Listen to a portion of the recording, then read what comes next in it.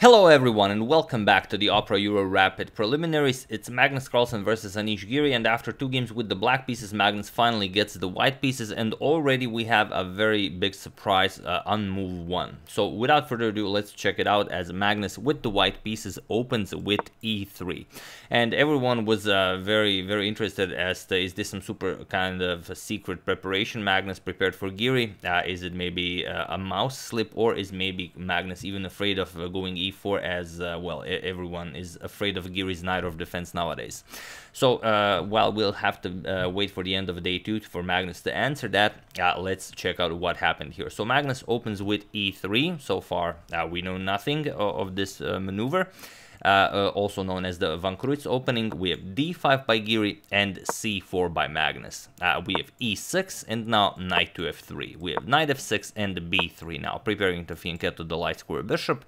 c5 by Giri, and now bishop to b2, and we've basically transposed into the English opening. We have knight to c6, and now a trade in the center. C captures, e captures, and bishop to b5 by Magnus. We have bishop to d6, Giri prepares the castle, and both players castle. So castles, and now d4 is kind of the main idea here, but Magnus goes for bishop captures on c6 instead.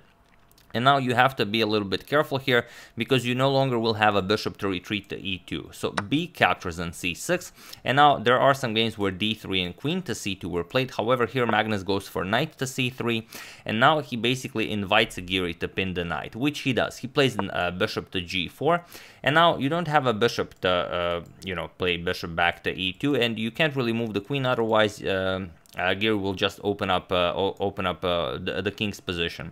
So here you might consider, but why not h3 and g4? I often do this in my games, because here it doesn't work. Here you can just play captures, continue having this pin, and then the queen is coming to f6, and it's just going to be a terrible position for white to play. In the long run, black should win this. So instead, after bishop g4, Magnus said, alright, I'm going to open up this diagonal, and I'm going to prepare to bring this knight to g3, and even if you capture here, for example, captures, I can always bring my knight to g3, and I'll defend this way. However, Giri goes, instead of capturing right away, he goes knight to e4. Now, Giri's idea is, if Magnus continues with knight to g3, I'm going to mount the pressure with knight to g5. Now, having a double attack here, it's going to be very good for me. However, after knight to e4, Magnus doesn't go knight to g3, he goes d3. He tries to get rid of Giri's knight, and now Giri has a choice whether to go knight to g5 and play some knight captures, queen captures, where it's really looking dangerous for white, or to go for the instant capture. And this is what Giri does. After d3, Giri captures on f3.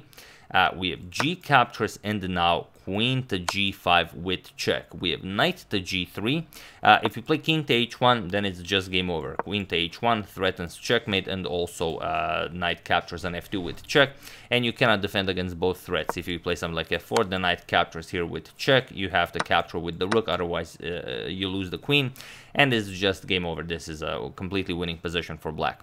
So here we have knight to g3 by Magnus, and now Giri doesn't think twice before doing it, and you don't even have to pause the video to know what Giri played here. Of course, he traded everything. We have knight captures on g3, h captures, and now, of course, bishop captures on g3. We have captures, Magnus doesn't really have a say in this, and queen captures on g3 with check. King to h1, and now, of course, Giri forced a repetition of moves. Queen h3, king g1, check, queen g3, check.